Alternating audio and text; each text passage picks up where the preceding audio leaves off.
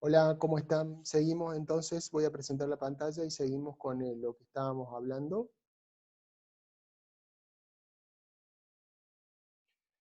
Bien, vamos a presentar en modo presentación. Bueno, habíamos visto esto del subenfriamiento, seguimos con la misma temática tratando de ver algunas otras cuestiones que se pueden presentar. Bien, en el caso, ¿cuáles son los problemas operacionales de los condensadores? Usuales, normales de los condensadores. Una de ellas es la variación del flujo de vapor y el refrigerante, es decir, si en el caudal va variando en el tiempo, hay oscilaciones fuertes, va a cambiar el perfil de condensación. ¿Por qué? Porque ahora, si el refrigerante se mantiene en un determinado valor y el vapor fluctúa en su caudal, seguramente eso va a hacer que la condensación se desplace mayoritariamente. Si es menor el caudal, va a condensar más rápido. Si es mayor el caudal, va a condensar más desarrollado el intercambiador, con lo cual esa perturbación puede generar problemas en el proceso. ¿Sí? Esa es una de las cuestiones. La otra es la variación de la temperatura del vapor y el refrigerante. O sea, si yo tengo fluctuaciones en la temperatura. En el vapor normalmente no fluctúa si es un vapor saturado, pero en el refrigerante puedo tenerlo por problemas. Por ejemplo, supónganse que se refrigera con una torre de enfriamiento, con agua de una torre de enfriamiento. Si se refrigera con agua de torre de enfriamiento, no es lo mismo el verano que el invierno, y voy a tener una variación de la temperatura. Esa variación de la temperatura usualmente la puedo absorber con el coeficiente o el margen de seguridad que tenga el intercambiador, pero en el caso de que no tenga margen, voy a tener esa variación, me va a entrar a criticidad y puedo llegar a salir, por ejemplo, con parte sin condensar. ¿Sí? La otra cuestión es el venteo. Si el venteo no es efectivo, no está bien regulado, o en su defecto hay variaciones en la cantidad de incondensables que producen que el venteo tenga que ser reajustado permanentemente, va a generar problemas en la condensación. ¿Sí? Lo otro y lo más complicado, una de las cosas más complicadas, es la formación de fog o niebla, eh, que ocurre cuando hay supersaturación de vapor. Es decir, es una condición muy particular, muy difícil de predecir. eh, Cuando hay presencia, se da cuando hay presencia incondensable, y depende mucho de la propiedad de la mezcla, se produce una finísima condensación que es muy difícil de pasar a la fase líquida, sino que queda en un gas con particulitas muy pequeñas de condensado, y eso es muy difícil de generar que la condensación sea efectiva, es decir, que baje y cambie de fase, y si no queda como una masa de vapor y líquido mezclada. En ese caso, bueno, es todo un tema y puede ser muy complicado. No se produce siempre, es medio raro, pero existe una posibilidad de producirse. En ese caso, en la niebla, lo que hay que tomar es ventear, hacer varias cosas como para tratar de lograr sacar esta situación, pero esta situación puede hacer que pueda tener que parar la instalación para poder reiniciarla en condiciones diferentes. ¿Sí? Bien, habíamos hablado condensación. Bueno, ahora vamos a pasar a otro tema, que es, habíamos visto, todo lo que vimos hasta ahora es condensación de contacto indirecto, es decir, el refrigerante y el vapor a condensar son, van por separado, en caminos diferentes. En este caso, la condensación por contacto directo se usa cuando directamente se mezcla el vapor con el refrigerante. ¿Sí? Eh, ¿Cuándo se usa? Cuando el refrigerante y el vapor son la misma cosa, es decir, cuando son dos elementos iguales, se puede usar condensación por contacto directo. Y cuando el refrigerante y el condensado no son miscibles, es decir, cuando producto de la mezcla, después lo puedo separar con otra operación unitaria que podría ser la decantación. ¿Sí? Eso se puede usar, de hecho se usa, y digamos, estos equipos son bastante más económicos. Uno de los condensadores es el condensador tipo eyector. ustedes creo que todavía no vieron eyectores, pero básicamente un eyector es un tubo de Bernoulli, donde un chorro de vapor, por ejemplo, succiona y hace vacío, o sea, por una boquilla. No sé si lo conocen, pueden googlearlo si quieren un eyector, cómo funciona, pero básicamente son elementos para generar vacío. El condensador tipo eyector se usa, y se usa bastante, ya voy a dar un ejemplo en donde se usa. Básicamente, ¿cómo funciona? Entra agua, agua fría, ¿sí? Ingresa y lo que hace es salir por esta tobera, ¿sí? Y lo que hace es el vapor ingresa en forma de espiral a través de aros que distribuyen de forma uniforme el vapor en todos los sentidos. No tenemos acá una foto de corte, pero bueno, el vapor ingresa y se distribuye en forma de aro, y de ahí es succionado por el agua que circula. Esto es un tubo de Bernoulli, nada más ni nada menos. Entonces acá pasan por estas ajustes de sección que genera vacío y chupa vapor después del proceso. Esto, a ver, ¿para qué se usa? Y se usa, por ejemplo, como condensador y como generador de vapor, perdón, generador de vacío. Perdón. Nosotros, por ejemplo, en la refinería usamos este tipo de sistema en los desodorizadores. Los desodorizadores se usan, en el caso de una refinería que trabaja con aceites y grasas, para separar o sacar los olores. Los olores son compuestos orgánicos volátiles y a su vez son, por ejemplo, ácidos grasos. O sea, una grasa o un aceite son ésteres.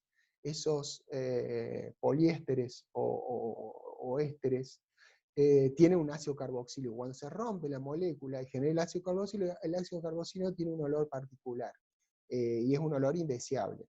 Entonces, para eliminarlo se usan torres de destilación que se llaman torres de stripping, que estas torres se usan vapor burbujeante para hacer el arrastre, y ese vapor que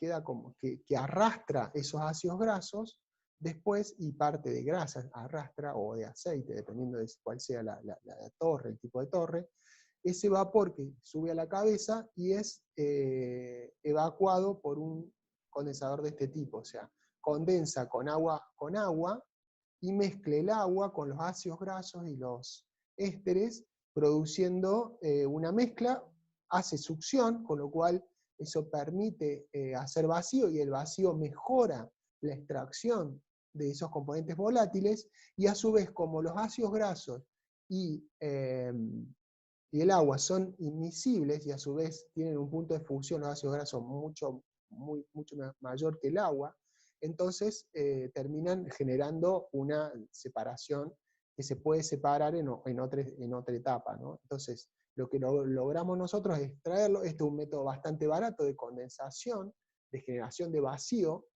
ya que no usás ni siquiera vapor para generar vacío, sino que usan agua de enfriamiento, ¿sí? Esa agua de enfriamiento que viene en una torre normalmente de enfriamiento, y después se hace una decantación de ese material, se separa el agua propiamente dicha el resto de ácidos grasos y grasas que han quedado residuales, y eso, bueno, después se le da otro fin, y el líquido se vuelve a reciclar, ¿sí? El agua se vuelve a reciclar. Son sistemas muy simples, confiables y baratos. Esto es muy bueno, o sea, puedo obtener vacío, barato, y a su vez sacarme de encima esta mezcla de compuestos orgánicos y vapor de agua. Esto se usa bastante en este tipo de torre. Por eso doy el ejemplo de algo concreto para qué se usa. Después están los condensadores de contacto directo. Casi todos trabajan por un sistema tipo eyector, pero diferente. Lo que tratan de hacer en este caso es lograr tener una mezcla de los dos componentes. Si se fijan acá, entra el vapor, hay una entrada de agua pulverizada, y después de la entrada de agua pulverizada, donde se produce una primera condensación por contacto directo, baja el material aquí donde se le inyecta un chorro de agua, entonces termina de hacer efectiva esa condensación, ¿sí? Es como un remate, digamos, del proceso de condensación. Y a su vez para generar descarga y un movimiento positivo en este sentido, ¿sí? Otro sistema que son mucho más simples, cuando hay contacto directo y el refrigerante y el vapor son la misma cosa, entra vapor por aquí y es una lluvia del mismo líquido frío, rocía ese vapor que ingresa, lo atrapa, cae al fondo, de acá lo toma una bomba, pasa por un enfriador y una parte sale como salida de condensado y una parte retorna aquí. El vapor que no pudo ser condensado pasa a venteo porque es un incondensable, ¿sí? Bueno, acá, bueno,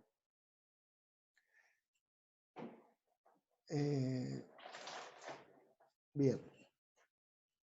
A ver, condensadores de planta de potencia. Hacemos una distinción de las plantas de potencia porque son bastante usadas. Las plantas de potencia son las que generan energía eléctrica a partir de vapor de caldera. En este tipo de cosas se pueden usar condensadores de contacto directo y condensadores de contacto indirecto, ¿sí? Los condensadores de contacto directo, por ejemplo, este es un caso claro, más o menos del mismo tipo de lo que estábamos hablando. Bien, el vapor. ¿Por qué se usa condensadores? Porque de esta forma, en una planta de vapor, ustedes tienen que volver a hacer un anillo, es decir, se produce vapor con una caldera, de esa caldera pasa una turbina, la turbina vapor de alta, ya lo habíamos visto en el cuadro al inicio, vapor de alta, mueve la turbina, genera un vapor de baja, ese vapor de baja no tiene otro uso más que condensarlo y retornarlo a la caldera.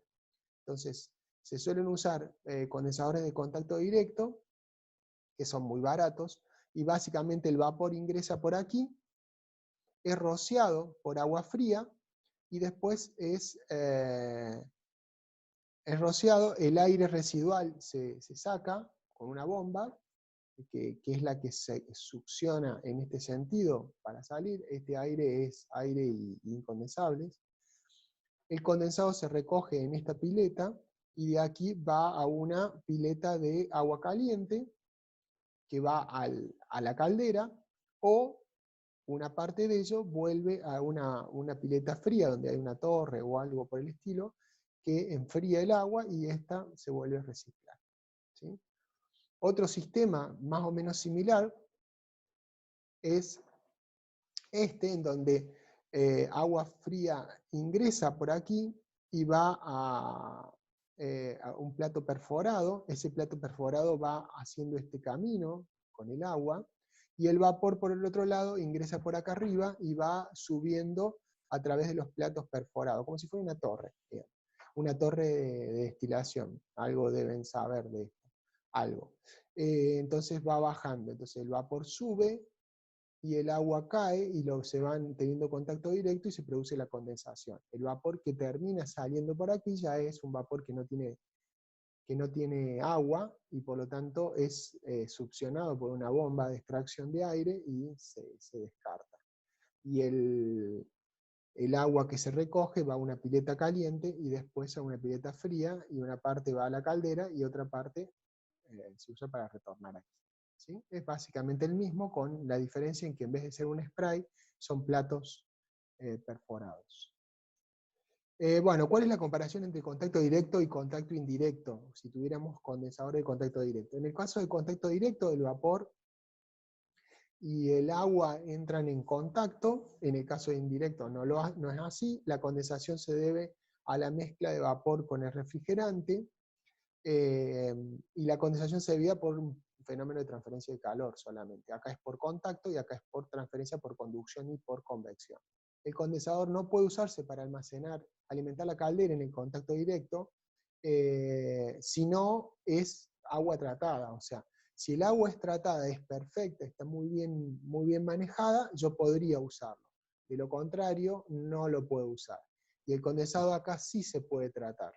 porque es el mismo condensado que condensa y se puede retornar directamente a la caldera, en el caso de las plantas de potencia. En este caso los contactos directos son muy baratos, y en el caso de los contactos indirectos son costosos, y hay una mejora de la eficiencia de la planta porque generan succión y mejora la eficiencia, pero eso no lo vamos a ver acá en detalle.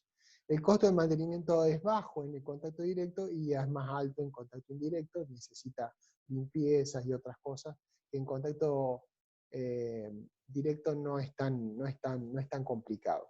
El vacío generado por condensación del vapor es de hasta 600 milímetros de mercurio, y en este caso es mucho mejor, hasta 700 milímetros, y ese vacío que genera produce, como corolario, una mejor eficiencia en el trabajo de la turbina. Bueno, las ventajas y desventajas de los condensadores de contacto indirecto. La ventaja es, al no haber mezcla, puede ser retornado a la caldera. Se puede usar cualquier tipo de agua de enfriamiento, o sea, no necesitas como líquido refrigerante que tenga alguna condición en particular, puede usarse lo que se tenga a mano. Se desarrolla un alto vacío, por lo tanto son adecuados para para grandes plantas de potencia, el indirecto, y requiere menos potencia en las bombas de extracción de aire y de agua, el sistema es más eficiente. En las desventajas, se requiere una gran cantidad de agua de enfriamiento y el sistema es costoso, tiene un alto costo de mantenimiento y requiere bastante espacio. En el contacto directo, la ventaja es que requiere menos cantidad de agua de refrigeración para condensar el vapor, porque con poco que ustedes inyecten a la temperatura, como es contacto íntimo, es mucho menos de la cantidad que se usa. Son de construcción muy simple, son muy baratos. Si se usa agua tratada para condensar, se puede volver, pero tiene que ser agua tratada para condensar, se puede volver a la caldera. Requiere muy poco espacio, tiene bajo mantenimiento y bajo costo, pero no mejora la eficiencia de la planta, o sea, no tiene la ventaja adicional que tiene el otro. En las desventajas, el condensado es un efluente, normalmente si no lo puedo retornar a la caldera, termina siendo algo que tiro, entonces tengo que generar agua blanda permanentemente. Son menos adecuados para plantas de gran tamaño, y se requieren grandes cañerías, y el costo de instalación del sistema de instalación es alto, y hay una pérdida de vacío de filtraciones de aire en cañerías grandes. Esto es relativo, pero sí existe. Bien, estos son los condensadores de planta de potencia, condensadores indirectos. Si ustedes ven, ingresa una gran cantidad de vapor y un tamaño importante, golpea contra los tubos, acá hay deflectores, ¿no?, para que no golpee directo. Se produce el condensado es tomado y llevado a la planta, y acá hay una parte dispuesta para sacar el aire que viene mezclado y que son la presencia de incondensables. ¿Sí? El agua ingresa por aquí, por los tubos, y baja. O sea, se usan normalmente horizontales por la carcasa, en este caso, que son los más usuales. ¿Sí? Este es un ejemplo típico de un condensador. Como verán, la boca es grande, la de vapor, de salida de vapor es bastante chica. Acá ingresa el agua y sale por aquí, y acá hay una zona, si se fijan, donde almacena el agua para después distribuirla, porque produce mucha agua condensada. ¿Sí? Bien, siguiendo el tema, otros tipos de intercambiadores de contacto directo son estos, que se usan para casos particulares. ¿Qué diferencia? Este es un condensador evaporativo. A ver, conceptualmente, ¿qué es lo que hace esto? Ustedes tienen el vapor acá, entra, pasa por una serpentina y sale. ¿Y cuál es la ventaja de esto? Y bueno, la ventaja es la siguiente. Ustedes tienen acá una mezcla, porque tienen agua de recirculación, el agua ingresa, moja los tubos, y a su vez hay aire que sube. El aire, ustedes lo van a ver en fenómenos de transferencia de masa, que es operaciones unitarias 2, esto se daba antes en tecnología, pero lo resolvimos movilizar hacia otra materia porque es más específica de transferencia de masa, pero A ver, cuando yo paso aire, es lo mismo cuando ustedes están mojados y se exponen a un ventilador. Sienten frío. Bueno, ese fenómeno de frío que se produce es porque se evapora agua, y esa agua que se evapora toma calor de ustedes, y entonces ustedes o calor del agua que está mojándolo, y baja la temperatura.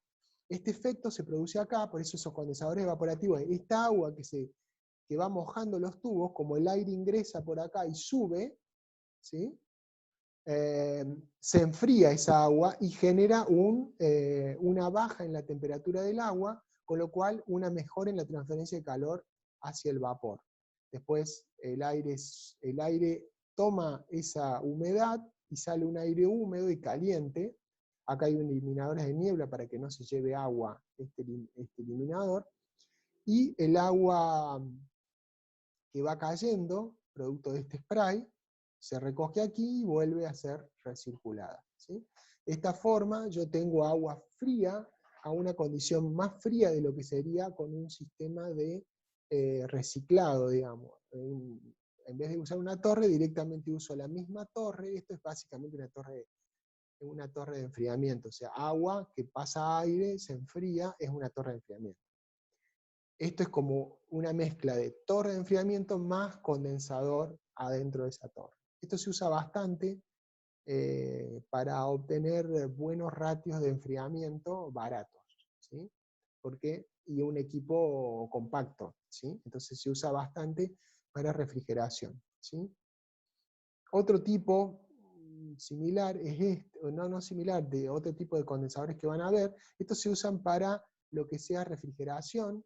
Yo tengo un gas caliente descargado por el compresor, lo que hago es pasar el gas a través de una serpentina con agua fría a un determinado valor. Esto genera la condensación de, por ejemplo, amoníaco. Si estoy haciendo un sistema de refrigeración, la condensación, y ese líquido condensado se obtiene aquí, va el sistema al ciclo de Carnot, ¿sí? ¿Se acuerdan de termodinámica? Esto lo deben haber visto en termodinámica, y después, bueno, se hace la expansión y la absorción de